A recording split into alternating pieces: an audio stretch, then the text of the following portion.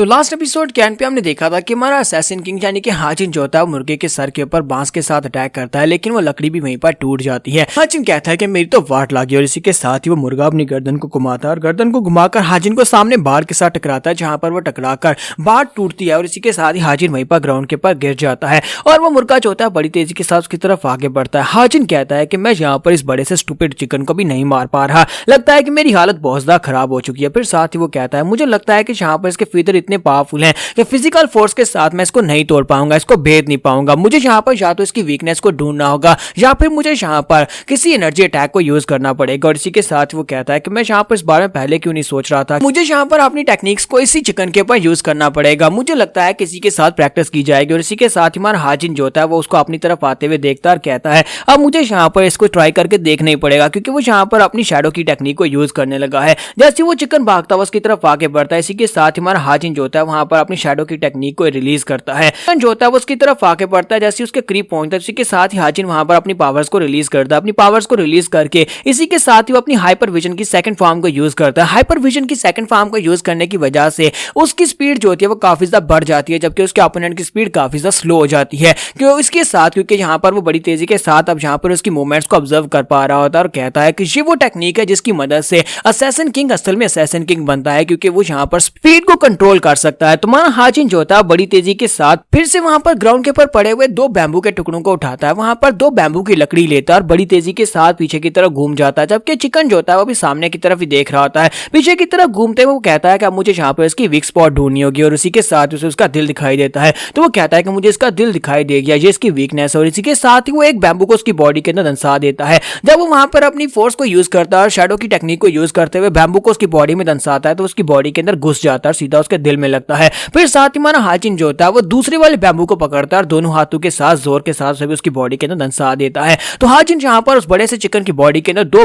Bamboo को वहां पर दंसा देता है। और इसी के साथ डोंगपिल को भी दिखाते हैं कि डोंगपिल वहां पर पहुंच जाता है, लेकिन उससे पहले वहां पर तकरीबन सुबह हो चुकी होती है। वहां पर पहुंचता है और कहता है कि यहाँ पर क्या हुआ, यहाँ पर मेरी बात टूट चुकी है, यहाँ पर जो मैंने वॉल्स लगाई थी वो भी टूट चुकी है, लगता है यहाँ पर अटैक हुआ है। तो वो कहता है कि जंग लॉर्ड आप कहां पर हैं। तो जैसे ही वहां पर भागते हुए उस जगह के ऊपर पहुंचता है तो वो कहता है कि तुम काफी ज्यादा लेट हो गए, लेकिन शुक्र है कि तुम वापस आ गए। और वो वहां पर बड़े से चिकन को मारकर उसके ब्लड के साथ लथपथ बैठा होता है। तो डोंगपिल उसे कहता है कि मास्टर क्या आप ठीक हैं। तो वो कहता है कि हाँ मैं ठीक हूँ, तुम यहाँ पर इतना शोर क्यों मचा रहे हो, ये तो सिर्फ और सिर्फ एक चिकन था। जबकि वो इसे कहता है कि मास्टर ऐसा कैसे हो सकता है, ये तो एक अजूरे लोटस है, अजूरे लोटस चिकन यहाँ पर क्या कर रहा था। तो हमारा हाजिन उसे कहता है क्या तुम्हें इसके नाम के बारे में पता है। अच्छा तो इसका नाम अजूरे लोटस चिकन है। डोंगपिल उसे कहता है कि यंग मास्टर मुझे लगता है कि पहले मैं जल्दी से अंदर जाना चाहिए या फिर हमें वापस चले जाना चाहिए ताकि आपके जख्मों को हील किया जा सके। तो वो कहता है नहीं तुम यहाँ पर गलत समझ रहे हो, मेरी बॉडी के ऊपर जो तुम्हें ब्लड दिखाई दे रहा है ये मेरा ब्लड नहीं है, बल्कि ये इस बड़े से चिकन या फिर अजूरे जो भी इसका नाम है ये इसका ब्लड है। और ये बात सुनने के बाद डोंगपिल काफी हैरान होता है और कहता है कि यंग मास्टर अपनी सारी मेमोरीज को खो चुके हैं,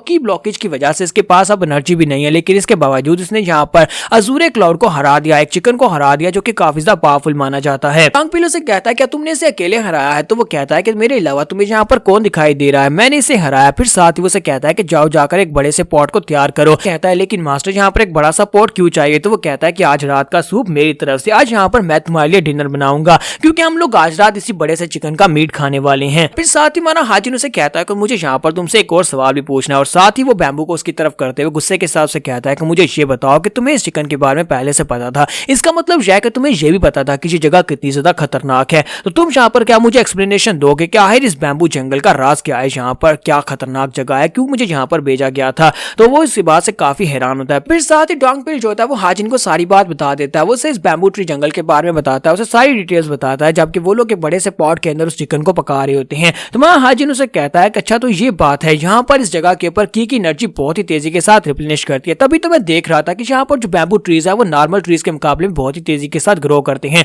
लेकिन उनका लाइफ स्पैन भी बहुत ज्यादा शॉर्ट है। तो वो कहता है हाँ ये बात तो ठीक है कि उनका लाइफ स्पैन बहुत ज्यादा शॉर्ट है, लेकिन असल में यहाँ पर जो बैम्बू ट्रीज है उनका साइज क्या आपने देखा वो कितना ज्यादा मोटा है, क्योंकि नॉर्मल बैम्बू ट्रीज इतने मोटे नहीं होते। डोंगपिल उसे कहता है कि सर यहाँ पर जो बैम्बू ट्रीज हैं वो सिर्फ और सिर्फ यहाँ पर लकड़ी के लिए इस्तेमाल नहीं किए जाते, बल्कि इनके अंदर बहुत ही स्ट्रेंज पावर्स हैं। यहाँ पर आपको इस बारे में नहीं पता होगा, लेकिन हमारे डिमोनिक कल्ट में अंदर जितनी भी पिल्स बनाई जाती हैं उनमें से ज्यादातर पिल्स जो है वो यहाँ पर इन्हीं बैम्बू ट्रीज को काट कर इनके साथ बनाई जाती हैं। लेकिन ये बैम्बू ट्रीज में से जितनी ज्यादा पावरफुल पिल्स बनाई जाती हैं वो सारी की सारी पिल्स जो है वो सिर्फ और सिर्फ डिमोनिक एम्परर की फैमिली को ही दी जाती हैं। हमारा हाजिन उसे कहता है इसका मतलब यह है कि जो मेडिसिन बनाने के लिए यूज होते हैं। तो डोंगबिली से कहता है कि हाँ, जो मेडिसिन और पॉइजन दोनों बनाने के लिए यूज होते हैं, क्योंकि इनकी स्ट्रेंज पावर्स ही इन्हें यहाँ पर फैसला करती है कि इसके अंदर से क्या निकलेगा। हाचिन उसे कहता है इसका मतलब यह है कि यहाँ पर जितने ज्यादा बैम्बू ट्रीज को काटोगे उतनी पिल्स बना सकते हो, तो हम लोग तो यहाँ पर बहुत सारी पिल्स बना सकते हैं। डोंगबिल कहता है नहीं सर, ऐसा भी नहीं है। अब यहाँ पर तुम्हें हर एक बैम्बू ट्री के अंदर से पिल बनाने का मौका नहीं मिलता, क्योंकि सिर्फ और सिर्फ किसी न किसी के अंदर ही यहाँ पर यह खासियत होती है,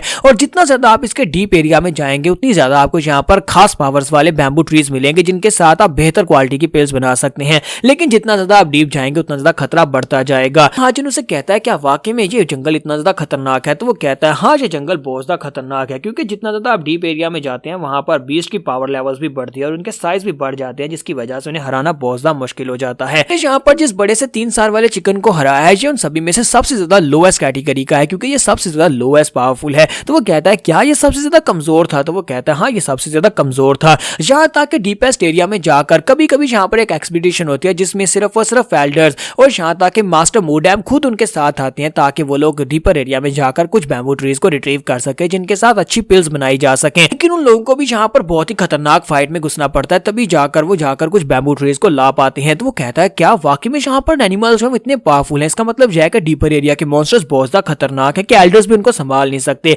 तो डोंगबिल से कहता है कि हाँ सर, इसी वजह से हम लोग यहाँ पर इस एरिया में सेफ थे, क्योंकि इस एरिया में मॉन्स्टर्स बहुत ज्यादा कम आते हैं और कभी कभी कोई मॉन्स्टर यहाँ पर निकल आता है, लेकिन मैंने सोचा नहीं था कि 3 साल वाला मुर्गा यहाँ पर पहुंच जाएगा। जिन कहता है इसी वजह से तुमने यहाँ पर इस एरिया के इर्द गिर्द यहाँ पर डबल नहीं बल्कि ट्रिपल वॉल बनाई हुई है, ताकि तुम यहाँ पर इस एरिया को प्रोटेक्ट कर सको। वो कहता है हाँ सर, मैंने यहाँ पर इसीलिए यहाँ पर वॉल बनाई थी ताकि आपको यहाँ पर प्रोटेक्ट किया जा सके। हमारा हाजिन जो होता है वहां पर बाउल के अंदर एक लेग पीस को रखता है और उसे कहता है कि ये लो पहला बाउल तुम्हारा, तुम इसको पियो, मैंने इसे अच्छे से कुक किया है। तो वो कहता है लेकिन मास्टर क्या वाकई में इसे खाया जा सकता है? क्या इस सूप को पिया जा सकता है? तो वो कहता है हाँ, तुम इसको पी सकते हो। अगर तुम्हें यहाँ पर ये लगता है कि तुम्हारा स्टमक बहुत ज्यादा वीक है तो फिर इसको मत खाना, पर मुझे तो इसकी आदत है। और इसी के साथ वो कहता है नहीं ऐसी बात नहीं, और साथ ही वो सूप को पी जाता है और कहता है मास्टर जी तो बहुत ज्यादा अच्छा था, क्या मुझे एक और बाउल मिलेगा? और इसी के साथ ही हमारा हाजिन वहां पर सोच रहा होता है क्या डिमोनिक एम्परर ने जानबूझकर मुझे इस जगह के ऊपर भेजा है, जबकि उसे अच्छी तरह से पता है कि जगह कितनी खतरनाक है। आखिर वो मुझसे क्या चाहता है? क्या वो चाहता है कि मैं यहाँ पर किसी मॉन्स्टर के हाथ से मर जाऊं? कि मैंने यहाँ पर डिमोनिक गर्ल को छोड़ने की बात की थी, मैंने ये तो नहीं कहा था कि मुझे किसी खतरनाक जंगल में भेजकर मरवा दो। सीन में हमारे हाजिन को दिखाता है कि हमारा हाजिन जो होता है वो तकरीबन 10 बुक्स को रिटर्न कर देता है और कहता है कि मैंने सभी बुक्स को पढ़ लिया, इन्हें वापस ले जाओ। तो वो कहता है कि इसने इतनी जल्दी यहाँ पर इन सारी बुक्स को कैसे पढ़ लिया है। हाजिन इस बात से काफी हैरान होता है, क्योंकि वो यहाँ पर इन सभी बातों को नोट कर रहा था कि यहाँ पर बिना मार्शल प्रोवेस के यानी कि बिना की को यूज किए हुए एक बड़े से चिकन को हरा सकता है, और साथ ही यहाँ पर इसकी पावर चली गई है, लेकिन इसके बावजूद यहाँ पर इस बारे में बिल्कुल परेशान नहीं है। ऐसे लगता है जैसे ये अभी भी बहुत ज्यादा स्ट्रॉन्ग है, और जब ये घूर कर देखता है तब तो यहाँ पर पैरों के नीचे से जमीन निकल जाती है। मुझे लगता है कि अगर यहाँ पर दोबारा से अपनी कल्टीवेशन को हासिल कर लेता है तो ये एक बहुत ही परफेक्ट डिमोनिक एम्परर बन सकता है। तो हमारा हाजिन जो होता है यहाँ पर फाइनली फैसला कर लेता है कि वो यहाँ पर उन तीनों महान डिमोनिक आर्ट्स को मास्टर करेगा, जो तीनों डिमोनिक आर्ट्स तीनों यंग मास्टर्स को दी गई हैं, लेकिन वो अपनी डार्क शैडो की को भी उसके साथ मिक्स करेगा। यहाँ पर ये कैसे कर पाएगा ये हम लोग नेक्स्ट एपिसोड में देखेंगे। क्या वो कर पाएगा या नहीं? क्या वो एक नई मार्शल आर्ट्स की टेक्निक बना पाएगा या नहीं? एपिसोड की एक्सप्लेनेशन अच्छी लगी हो तो कमेंट करके जरूर बताइएगा, वीडियो को लाइक करना मत भूलिएगा। Thank you.